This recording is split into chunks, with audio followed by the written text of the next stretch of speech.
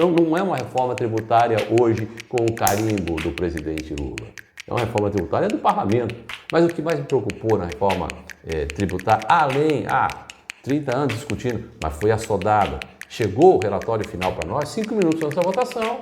Sem dúvida que há uma parcela ideológica pesada nessa questão da carga tributária. Por exemplo, no arcabouço fiscal, o Bolsonaro concordou, liberou a bancada. Já na questão da reforma tributária, deu até atrito, faísca lá com o Tarcísio, etc e tal. Né?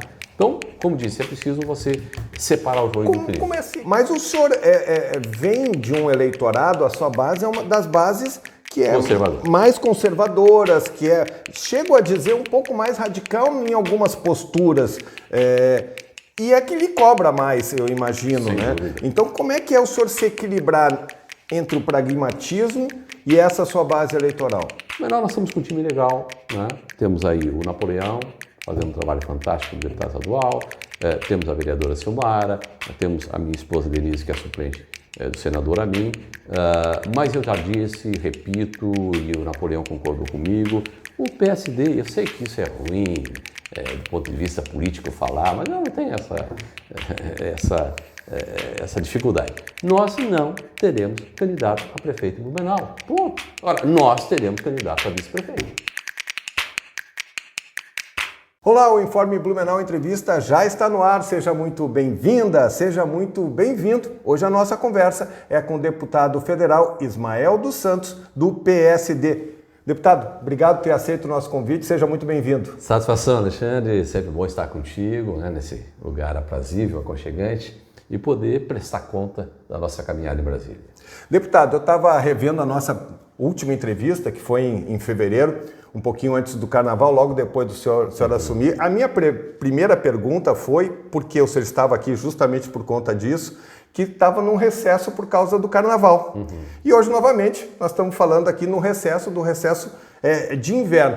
Qual é a sua opinião? E lembrando que o Brasil tem muita discussão importante que está parada. Por exemplo, a reforma tributária, que o senhor e alguns criticaram por causa da pressa, podia ter mais um tempo para votar, que podia ser esse tempo. Qual é a sua opinião sobre o recesso? Muita serenidade, porque é o tripé do legislativo, né? Legislar, fiscalizar e conectar. E esse é o momento de conectar. Né? Então, eu não sei outros deputados, falo por mim, eu não pego férias. Né? Eu rodo 10 mil quilômetros por mês e estou aí na estrada. Então, é o momento que você mais intensifica esse contato com a base. Né? Amanhã, por exemplo, eu tenho 3 prefeituras. E não só isso, visita ONGs. Domingo à tarde eu estava no hospital de Itapema, que vai ser construído, com o secretário de saúde. Então, essa oportunidade que esses 15 dias nos dá de realmente se aproximar um pouco mais da base, no caso Santa Catarina, com seus 295 municípios. Qual é a sua avaliação do seu primeiro semestre como deputado federal? Nós fomos para Brasília com 3 eixos. Discutir grandes temas, efetivamente fazer essa perspectiva de conexões, né, com o Legislativo, são 513 deputados, 81 senadores, com o Judiciário, tanto no STF, com o Executivo, semanalmente nós estamos em algum ministério, semana passada tive em 3 ministérios, levando prefeitos, vereadores, etc. e tal. E terceiro, estamos lá em Brasília para fazer esse verbo que eu gosto muito, que é o de conectar as demandas dos municípios com aquilo que efetivamente o governo pode oferecer. Então, barcando esse traço, estabelecendo essas fronteiras, eu me dou por satisfeito nesses 150 dias de Brasília. É claro que a experiência de 12 anos como vereador, 12 anos como deputado estadual ajudou muito, né? Mas você tem que ter cuidado lá. 2 cuidados, eu diria. O primeiro, separar o ideológico do técnico, é fundamental, né? Até para você não cair na bolha. E segundo, você efetivamente ter a perspectiva de manter o ritmo. Eu chego às 8 da manhã, saio às 10 da noite lá. A reforma tributária ficou até às 2 da manhã. Mas esse é o ritmo toda terça, quarta e quinta. Das 8 às 10 estamos lá atendendo. E é tudo muito longe. Eu já falei aqui, talvez, não lembro se falei contigo no último encontro, mas eu estou rodando lá uma média de 7 km por dia dentro da Câmara. 7 km por dia. Está fazendo um bom exercício também. Mantendo o corpinho. Mas vamos lá. é tudo longe. Você vai na frente parlamentar, vai na comissão, volta no plenário, vem para atender no gabinete, e é tudo muito distante. Então tem que estar no agito, né?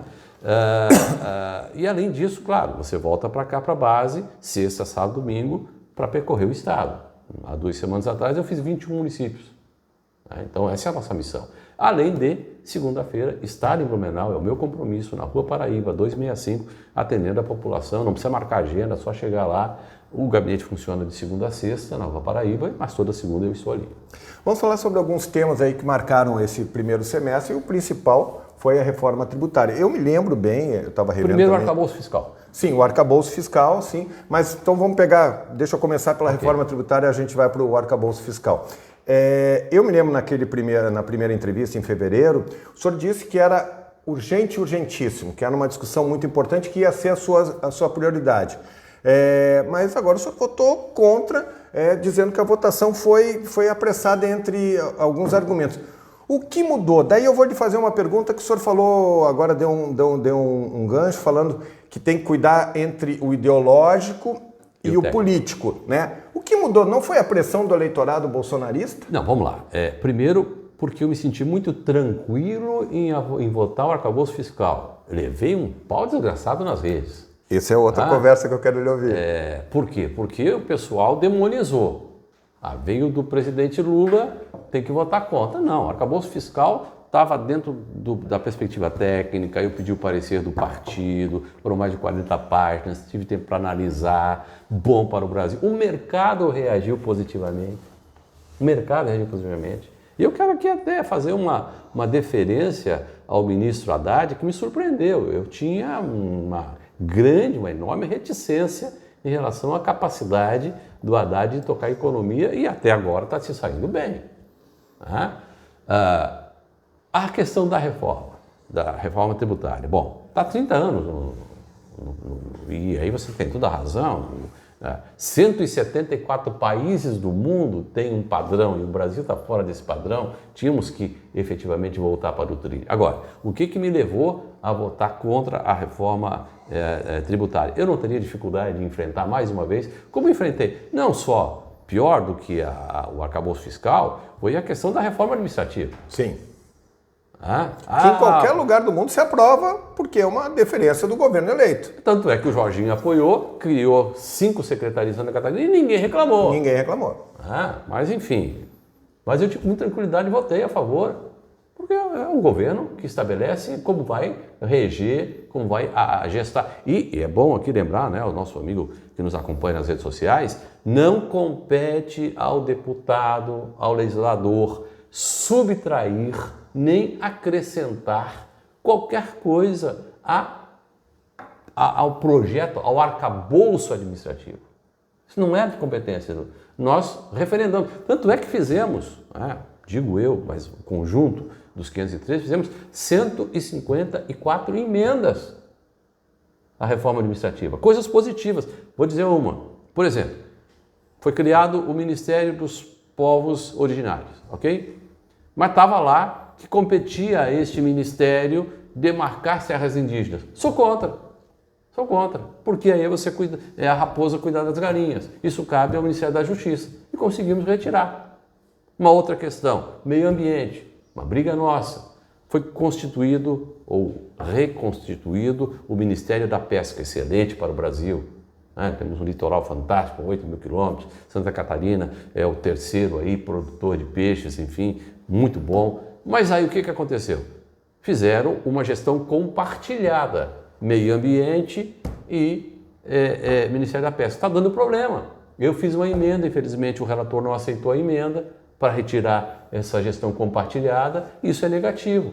Vamos ver se no futuro a gente consegue. Por quê? O que está acontecendo? Eu vou dar um exemplo clássico. Porto Belo, um cidadão que por acaso se chama Ismael, com o barquinho dele, conseguiu lá não sei quantas toneladas de tainha e veio 5 cação. Qual multa? R$400 mil. O cara não teve culpa nenhuma, entendeu? Aí tá os órgãos da Polícia Federal, o meio ambiente, etc. e tal. Então é preciso que haja essa conversa, esse entendimento. Nós não podemos continuar nessa guerra não de fiscalização delirante que, infelizmente, entrava todo o progresso desse país. Deixa eu voltar e insistir com a reforma tributária com seu voto. Porque todo o setor produtivo de Santa Catarina e do Brasil concordou com a reforma tributária. Exceto. Mas vamos lá, a grande maioria concordou. Terceiro setor, grande dúvida. Mas vamos lá. Eu recebi uma grande pressão, por exemplo, da rede de hotéis e bares do país. Muito prejudicada. Fiesc, Facisc, todas as entidades. Aí você está tirando 500 bilhões da indústria, certo? Mas alguém vai pagar a conta. E, infelizmente, essa conta ficou pesada para o terceiro setor. Então, há algumas coisas que precisam. Eu espero que o Senado faça essa tarefa de casa e que retorne para a Câmara, que a gente tenha condições. Mas o que mais me preocupou na reforma tributária, além, 30 anos discutindo, mas foi assodada. Chegou o relatório final para nós 5 minutos antes da votação. A última redação, 5 minutos antes da votação. Porque estavam fazendo ajustes de negociação. Aí como é que fica? Então você tem que ter um pouquinho de time para poder discutir. Mas o que mais me preocupou foi o tal do Conselho Federativo. Foi isso que me colocou a reticência. Por quê? O Conselho Federativo não é um conselho político, é um conselho de Estado, né? Mas aí, o Sudeste, vamos falar aí, São Paulo, Paraná, Santa Catarina, Rio Grande do Sul, né? Nós temos 63% da população do Brasil. Nós temos 70% do PIB. De cada R$100 produzido no Brasil, R$70 é do Sudeste. Aí não é justo, com todo respeito aos meus amigos nordestinos, nortistas, etc. e tal, que haja um peso, que não haja equidade nessa distribuição. E esse Conselho Federativo ficou muito vulnerável, muito frágil, não ficou, as regras não ficaram claras para nós. E aí, mais uma vez, eu aposto que o Senado faça esse dever de casa para que a gente possa retornar à Câmara e aí sim constituir, tanto é que o próprio governador Jorginho também colocou essa reticência. O Jorginho chegou lá em Brasília, sinalizou positivamente. 24 horas antes da eleição, da votação, crente, inclusive com o secretário da Fazenda, o Cleveson Sievert, de que era boa a reforma. Mas quando caiu nessa questão do Conselho Federativo, ele também recuou. Foi o único governador que ficou contra. O Tarcísio disse 95% eu aprovo, 5% não. Mas foi decisivo para a aprovação. Não tenha dúvida. Né? Então, sem dúvida que há uma parcela ideológica pesada nessa questão da carga tributária.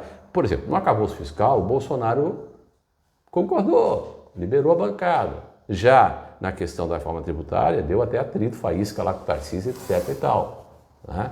Então, como disse, é preciso você separar o joio do trigo. Como é se equilibrar, deputado? Eu lhe conheço há bastante tempo e eu sempre escrevo e falo que o senhor é um político pragmático e no melhor sentido da palavra. Obrigado. No melhor sentido da palavra, às vezes as pessoas... Buscando resultado. Mas o senhor vem de um eleitorado, a sua base é uma das bases que é mais conservadoras, que chego a dizer, um pouco mais radical em algumas posturas. E é que lhe cobra mais, eu imagino, Sem né? dúvida. Então, como é que é o senhor se equilibrar entre o pragmatismo e essa sua base eleitoral? Tem que ter serenidade, paciência e, às vezes, um pouco também ser enérgico. Eu digo isso e falo abertamente. Eu tenho mais de 50 mil seguidores no Face, uns 20 mil aí no... O senhor fez voto em toda Santa Catarina? No Instagram, no Twitter um pouco menos, mas enfim... Eu sempre digo, meu amigo, as minhas redes sociais não são lixeira. Falou besteira, não foi delicado, não foi educado, eu bloqueio. Não tem, é meu eleitor, não interessa, seja educado. Eu sou educado para responder. Então, às vezes, né, com todo respeito, não dá para você engolir certas coisas, né? Se passa. Então tem que... as redes sociais têm que ter um pouquinho de elegância e de respeito Não é? Quem pergunta respeitosamente, eu respondo respeitosamente. Agora, se vem dizendo palavrão, com piadinha, ganhou 6 milhões o Lula para votar, tem que cortar, entendeu? Tem que bloquear, não é possível. Sim, aí já extrapola. Vamos lá, daqui a pouco a gente vai para a política local, mas eu quero falar de uma outra bandeira importante para o senhor, que sempre foi o auxílio, né, para o tratamento de dependência química. Havia algumas discussões com relação, quando o senhor assumiu aí, do Conselho Nacional de Justiça. Como é que está essa situação agora? O senhor percebe que houve avanço, houve retrocesso? Há uma grande batalha hoje no STF. Inclusive eu faço parte do grupo de deputados, criamos lá a Frente Parlamentar de Prevenção e Combate às Drogas, uma grande frente, o senador Magno Malta é o presidente, o Osmar Terra, que é médico do Rio Grande do Sul, deputado federal, é o vice-presidente, eu faço parte dessa frente parlamentar com grandes preocupações. O Brasil tem 20 milhões de dependentes químicos, de drogas pesadas. E, infelizmente, nós não temos na Câmara uma comissão permanente para discutir políticas públicas sobre drogas. Isso é um absurdo. Então, já fiz o meu apelo ao presidente Arthur Lira, fiz, inclusive, um memorando, ele acatou simpaticamente. Acredito que, a partir de 2024, a gente vai ter essa comissão permanente, sim, lá na Câmara Federal, para discutir as políticas públicas sobre drogas. Mas é um desafio que nós estamos tendo agora. Qual é? Foi aprovado em fevereiro e foi a minha primeira proposição, e eu fico feliz que avançou e foi para o Senado e já foi sancionado. Nós conceituamos a comunidade terapêutica, as comunidades terapêuticas, como uma estrutura extra-hospitalar. Isso foi muito positivo. Por quê? Porque há uma corrente, né, principalmente de uma esquerda radical, que carimbou as comunidades terapêuticas como manicômio, inclusive com punição, violência, prisão. Isso é tudo uma farsa. Pode ser que no meio de 3 mil comunidades tenha alguma que cometa esses absurdos, mas a maioria delas seguem efetivamente o que determina a legislação, muito clara. Comunidade terapêutica é um espaço aberto, de adesão espontânea, de convivência entre pares, disciplina, espiritualidade, terapia ocupacional. Então, é nessa perspectiva que funciona a comunidade terapêutica, que tem dado muito certo. O programa Reviver foi um sucesso em Santa Catarina, continua. Eu só lamento aqui, com todo respeito ao governador Jorginho, tirar não sei porquê, politicamente talvez, a logomarca Reviver não existe mais, mas o programa continua e isso, nós não temos essa vaidade, o importante é que continue, e estamos aí com 800 vagas mês, né, a R$ 1.500 a vaga. É muito, Ismael? Não é muito. Hoje o dependente químico custa em torno aí de R$ 3.000.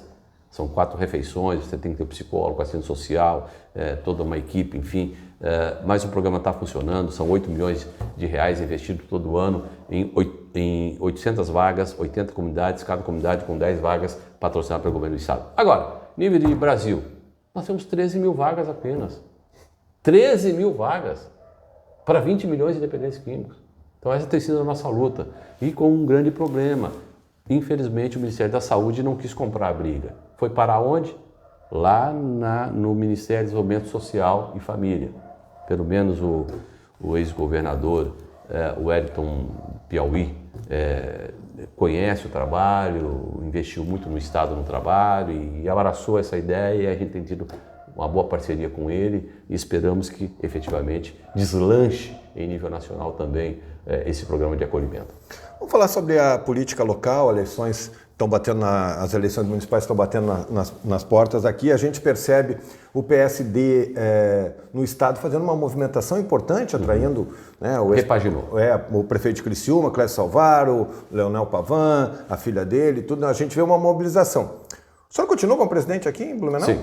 Como é que está o PSD de Blumenau? E lembrando que muita gente analisa que um dos pênaltis, talvez, do PSD na próxima eleição é estar na base governista do presidente Lula, e isso é uma realidade. Então, às vezes, as pessoas dizem, isso aí é um problemão para qualquer partido estar nessa base. Como está a movimentação do PSD? Porque eu Não vejo o PSD hoje, apesar de ter o seu nome, que é muito importante, Obrigado. o nome do Napoleão Bernardes, que são nomes representativos importantes, mas como liderando uma chapa. O senhor já chegou a falar, inclusive, da sua esposa, né?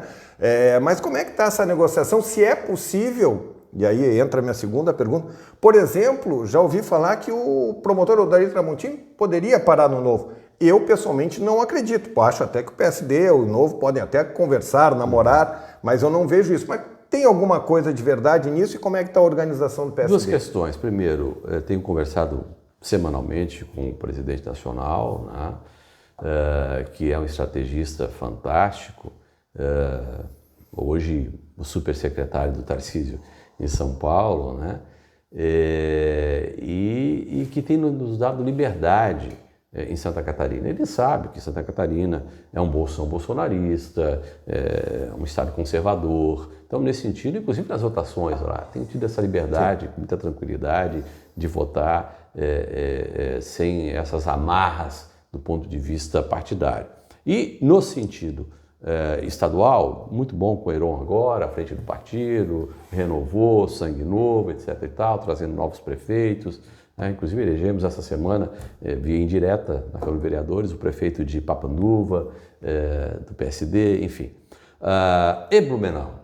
Blumenau nós estamos com um time legal, né? Temos aí o Napoleão, fazendo um trabalho fantástico como deputado estadual, temos a vereadora Silmara, temos a minha esposa Denise, que é suplente do senador Amin, mas eu já disse, repito, e o Napoleão concordou comigo, o PSD, eu sei que isso é ruim, do ponto de vista político falar, mas eu não tenho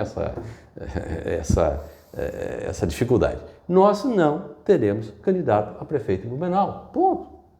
Agora, é o primeiro partido que diz isso, abertamente. Importante. Agora, nós teremos candidato a vice-prefeito. Sim. Tá? Quem é? Pode ser a Denise, pode ser o Marchetti, um ótimo nome, pode ser o Van Rossi, que está vindo para nós, né? Já fiz o convite, aceitou, né? Um médico experiente, 4 vezes vereador, né? Até a vereadora Silmara, se ela entender, eu prefiro que ela vá à reeleição, porque acho que tem espaço e combustível para isso, mas é um nome também que está aí à disposição. Enfim, nós temos um homem. Eu e o deputado Napoleão temos uma posição muito clara, não vamos participar do processo eleitoral como candidatos, mas seremos protagonistas, não é? Comandando todo esse time e, em especial, buscando fazer 2 cadeiras na Câmara de Vereadores. A parceria pode ser com o Novo? Pode ser com o Novo, até porque o Novo que recua. Joinville, etc. e tal, eles viram que não é possível você, sem tempo de televisão, apenas 3 deputados federais, né, você não fazer coligação, isso não existe. Não, ele mudou, já não é mais novo, né? Mas tudo bem, vai continuar com a sigla. Né? Vai continuar com a sigla, mas não é tão novo assim. Então temos conversado com o Tramontim, eu tenho conversado com o Ivan Nats, inclusive ontem me ligou, no domingo conversei com o Jorginho, o governador me ligou também, tenho conversado, hoje pela manhã o prefeito Mário me ligou, conversei com ele também, tenho conversado com o João Paulo, sentei. Mas o que o senhor tem falado? Tem que nos contar? Eu tenho colocado essa questão. Nós não temos candidato a prefeito, mas seremos candidato a vice. Qual é a sua proposta? Vi um pouco de reticência do João Paulo pela questão de ter assumido agora, né, o BRDE, etc. e tal. Uma posição que enfim, exige muito e vai ter que renunciar em abril. Enfim, não vejo assim, muito entusiasmo da parte do João Paulo, mas é um nome de respeito, né? Vejo aí o Ivan Nats, o Tramontim, virá alguém do PT com certeza, provavelmente a Ana Paula, e fica por aí, nesses nomes aí. Hoje o senhor diria que o PSD está mais perto de quem e se a candidata natural seria a sua esposa, a Denise? Não. Porque os outros eu particularmente nem gostaria que a Denise participasse do processo, particularmente. Né? Não, fevereiro o senhor já estava mais facinho, o senhor já estava... Eu diria assim, mas é um bom nome. Né? É um nome que atrai o público feminino, o público evangélico, enfim, transita bem, suplente de senadora, é pedagoga, agora fez uma pós-graduação em gestão pública, está preparada, né, para esse viés aí de uma vice-prefeitura. Mas estamos conversando. Qual o senhor acha que vai ser o peso ainda do bolsonarismo na eleição do ano que vem? muito menor do que foi no passado. Acho que a influência maior ainda será em 2026. Através, e aí é minha posição pessoal, acho que o candidato é o Tarcísio, do Bolsonaro. Tava tudo certo, mas deu uma chamuscada, mas deu uma logo ali faísca, mas volta, né? Não vejo outro nome. O Zema. O Zema não elegeu um deputado federal. De Minas Gerais. Daqui a pouco vai ser seu parceiro, você não pode falar mal do isolado. novo. Né? Não, eu estou falando o nível de candidatura, musculatura para a candidatura à presidência. Um excelente nome. Empresário de sucesso em Minas Gerais, mas está isolado. Aí você pega o Tarcísio com 32% do PIB do Brasil. Sempre um governador de São Paulo é um nome a ser considerado. E um cara que sabe conversar, sabe dialogar, tem falado com o agronegócio, com a indústria, com o comércio. Então, consegue transitar com muita mais facilidade. Né? Mas são dois nomes que estão colocados aí. Para finalizar, em fevereiro o senhor chegou a falar, eu lhe perguntei uma avaliação do governo Lula, o senhor chegou a disse que o governo ainda não tinha descido do palanque. E hoje? Está no meio. Qual é a sua avaliação? No meio da escadaria. Tem hora que dá dá umas deliradas, né? E ainda está no palanque. E não é bom para o Brasil. Eu vou dar um exemplo clássico aqui. Por que a reforma tributária passou? Não sei, o senhor é entrevistado. Vou lhe dar a resposta. Porque o Lula foi esperto de sair do palanque. Se o Lula comanda, é o protagonista da reforma tributária, não passaria. Passou com 50 votos. Passava 308. Certo? Mas o Lula foi esperto nesse momento. Deixou com o Haddad, saiu de cena. Então não é uma reforma tributária hoje com o carimbo do presidente Lula. É uma reforma tributária do parlamento, graças a Arthur Lira. Sim. Então, nessa perspectiva que eu avalio o governo Lula. Tem se saído bem em algumas questões, como foi a reforma tributária, e em outras tem dado pitacos que não precisava, como a questão da Ucrânia e da Rússia. Então, talvez pela idade, talvez pela... está acima do bem e do mal, acaba dando certas opiniões que acabam prejudicando o governo. Deputado Federal Ismael dos Santos, do PSD, obrigado pela entrevista. Satisfação. O Fórum Blumenau está sempre à disposição. Eu quero colocar mais uma vez o nosso gabinete à disposição, Rua Paraíba 265, e o nosso telefone. Fica tranquilo, sou eu que pago a conta, 47 996 25 28 28, há 10 anos é o mesmo número, pode ligar a qualquer hora, você será atendido pelo deputado Ismael. Obrigado mais uma vez, deputado, e nós vamos tentar aproveitar esse período de recesso aí para conversar com os nossos representantes aqui do Vale do Itajaí, tanto na Assembleia Legislativa como na Câmara dos Deputados. Um grande abraço, até a próxima.